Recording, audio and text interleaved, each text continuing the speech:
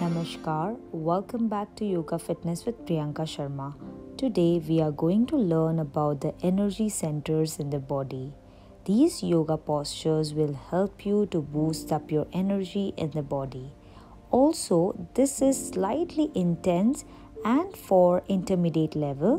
If you are a complete beginner, listen to your body before you start with the practice. So let's start together. So we'll come on the tabletop position for Marjarasana. Come on your knees, your shin bone, ankles and your toes pointing at the back. Check your shoulders and your palms are in line. Fingers wide and open, check your spine. So we are working on the root chakra, that is the Muladhara chakra. Inhale, we will arch our back. So all the centers in the body are situated in our spine. That's why we say if you have a healthy spine, you can be young forever. So spine plays an important role. So we will arch and hunch our back. So this kriya or this practice, you have to do it constantly for 10 to 15 times to bring your spine more flexible and to make it little more energetic and warmness you create in your spinal area. Breathe and raise your chin, chest out. Exhale in convex back, your chin to collarbone, look to your navel, and then you can rest after a few rounds in Shashakasana or child's pose. You can rotate your wrist or relax your palm fingers if you wish like. Relax for 5 breaths. So after warming up our spine, we'll move to downward facing. Stretch your palm fingers wide and open. And then come on tabletop, tuck your toes and lift your hips up to the ceiling. And start with the movement, pedaling your feet up and down just to massage your legs and make your leg muscles flexible. If any stiffness in your joints, it will relieve the pain. So a few rounds you can practice this. So downward facing is like overall body movements. It increases the blood flow throughout your body from toe to head. And stay there for 5 to 10 breaths. From Adho Mukha Svanasana, we'll jump forward and you will move your feet out like a monkey jump or in Malasana. So as you can see, my feet are out, my palms are in. Then again you raise your hips slightly up and you jump back in downward facing. But those who are beginners or those who have knee pain, back pain, you will just walk one leg out, and then same way you will go back, one step back, other step, other leg back. Same way you will keep practicing. So those who are comfortable jumping in front, fold your knees and jump forward. Exhale. Again take a deep, as you can see my spine, I'm pushing my tailbone down. So I activate my Muladhara chakra, my lower chakras in the body. It stimulates on, coming back in downward facing. Again inhale on your toes, hug your knees and jump forward. Engage your core while doing this and make sure your palms are properly established. You do not lift or you do not move your palms from the position. As you can see, my palms are not moving. And then you can rest in Balasana, resting your shoulders, neck relax, keep some space and rest. From Balasana, we'll slowly rise up and focus on the Swadhisthana chakra, that is the sacral, that you can see below your navel. So we will again take downward facing, come on your toes and heels press it down. Take inverted V or Adho Mukha Svanasana. From here you raise your right leg up as high as you can. Then fold your knees and you will twist your spine. So here you are moving, you're taking your right leg to the left side and turning your head, looking to your toes, gaze to your toes. And do this as much as you can. And with the practice, you will increase the flexibility of your legs. So you have to keep doing it every day. Inhale, Raise your left leg, fold your knees and twist. So as you can see, I'm opening my hip, I'm opening my pelvic area. Your knee should be pointing up to the ceiling or to the sky.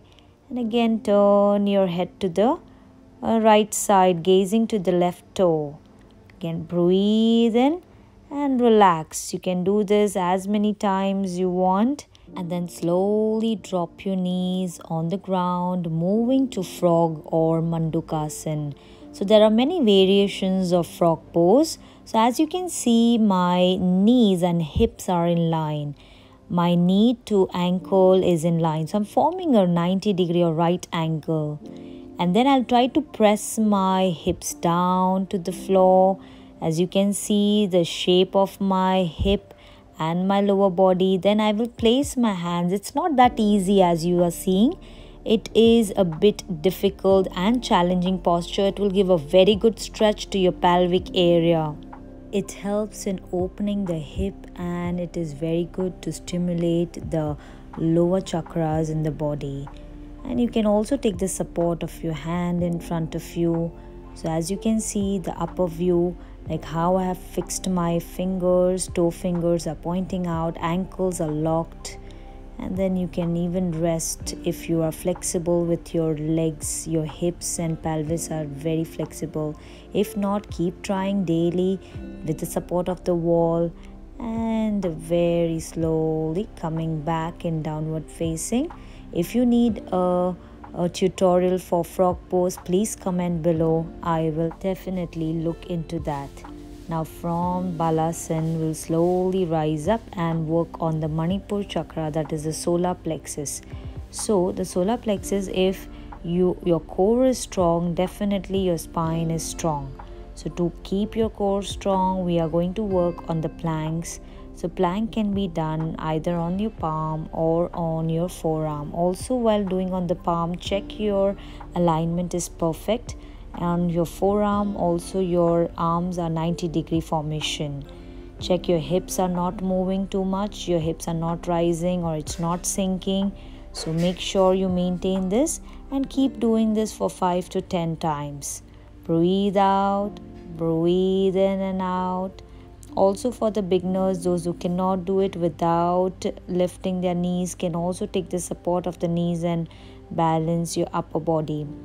So keep breathing and out and hold 1, 2, 3, core engage, 4 and 5. Come on your palms, squeeze your glutes, tighten your knees, 1, 2, roll over your shoulders, protracting your shoulders. The continuation of Manipur chakra will extend our arms over our head, lying on the supine position. Lift your feet and your head in line. Your arms are parallel, core engage. 5 counts here and then exhale, coming up on your hips. So your spine is completely off the ground, chest out. Try to reach to your ankles. And if you can grab your toes or your feet, this is optional. If you are not that flexible or if you do not have that stability, you can stick to half and breathe. You can see my formation of the asana. You can practice the same way. Check your head to toe should be in line. And after each holding 5 counts, 5 breaths, you can hug your knees, massage your lower back. You can rotate or you can hug your knees in Pavan Muktasana. So from our belly, we'll rise up to the thoracic or heart chakra. That is our Anahat chakra. So we'll keep some distance between our knees, 1 fist distance between our knees and the feet. Your palms are facing inverted, elbows pointing up. Your fingers are pointing towards your heels. Place it closer to your ears. Your arms are tucked in. Raise your hips up, your spine up.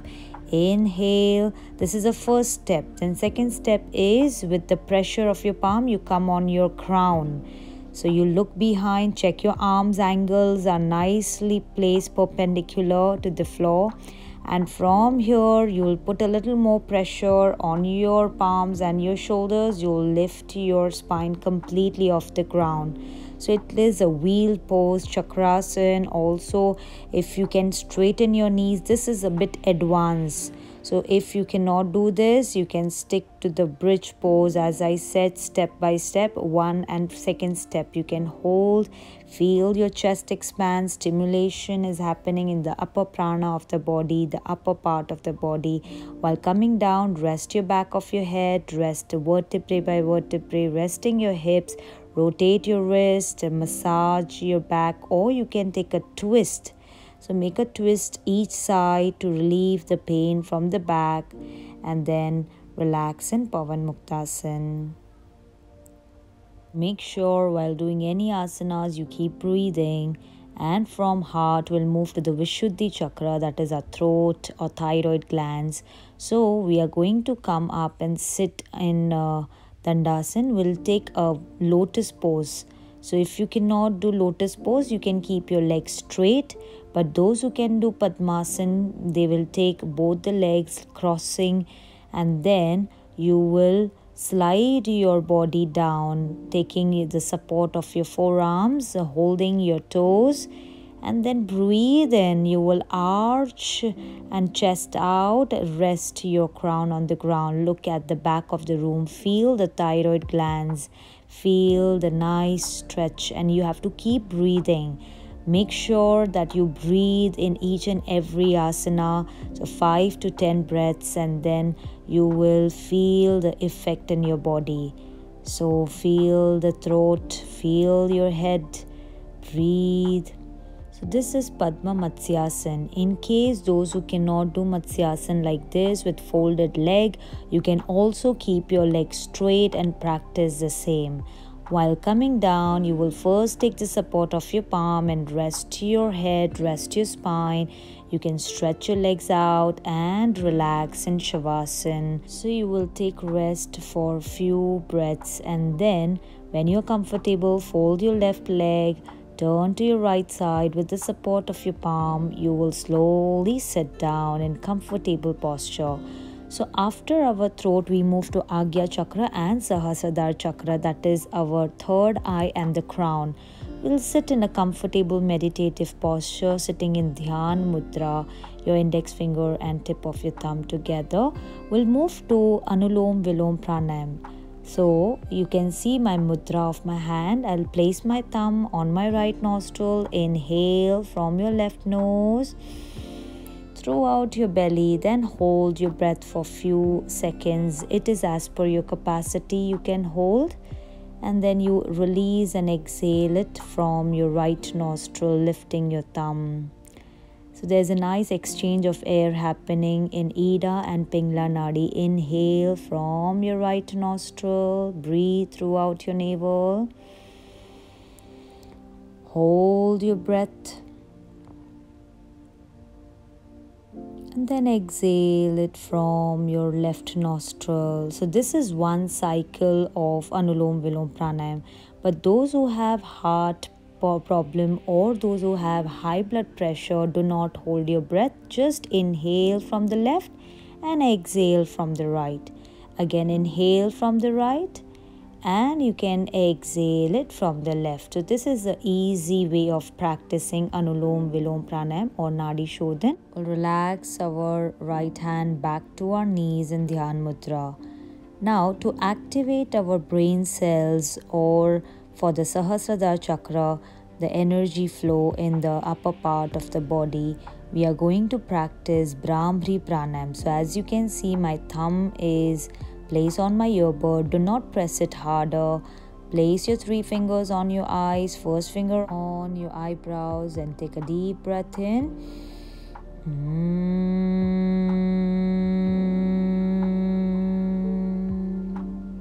As you exhale, make this humming bee sound and feel the darshan or vibrations in your head.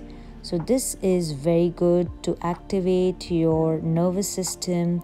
It is also very good for insomnia, and also this pranayamas should be practiced every day in the morning or in the evening, empty stomach. After we are done with the 5 to 7 rounds, you can rest your palms on your knees and sit in a dhyan avastha or meditative state of mind. So after practicing these asanas and linking with the pranayam, it will give a very good effect in all over your systems and all over your organs. Also, it improves the blood circulation. It also energizes the chakras in the body. So all these centers which are sleeping, we are going to activate through these practices. So that is why yoga does help to elevate your mood. Also, it energizes your body. It stimulates the pranic flow in the body. So when you are in dhyan avastha or meditative state, just imagine the bliss and the divine force, the energy passing throughout your body. Feel the golden light on top of your head, and we'll slowly rub our palms with the energy in your hands, creating the energy. Rest your palms on your eyes, massage your face, your neck, and with a smile slowly open your eyes. Thank you guys for watching this video. Do like, subscribe, and comment below for more updates. Do not forget to hit that bell icon. Namaste. Stay blessed.